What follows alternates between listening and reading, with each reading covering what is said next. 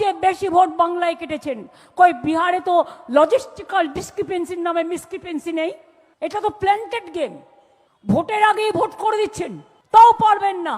ভাবছেন বড় হনু হয়ে গেছেন।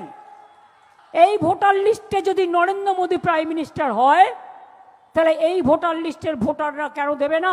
24-এ যারা ভোটার লিস্টে ভোট দিয়েছে, তাহলে নরেন্দ্র মোদীকে পদত্যাগ করা উচিত first. Mister Vanish Kumar, tell your prime minister to resign.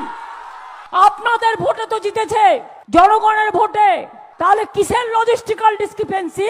বিহারে নেই, আসামে নেই, অন্য জায়গায় নেই। যত কিছু মাথা ব্যথা বাংলায়। এই যে আপনারা বারবার বলছেন না, আমি তো বলি ওদের হ্যাংলা। হ্যাংলা মানে হচ্ছে কোনো বাজে শব্দ নয়, আমি বাজে অর্থ বলি না। যারা খুব গ্রিডি হয়, বাংলায় চলতি ভাষায় তাকে হ্যাংলা বলে।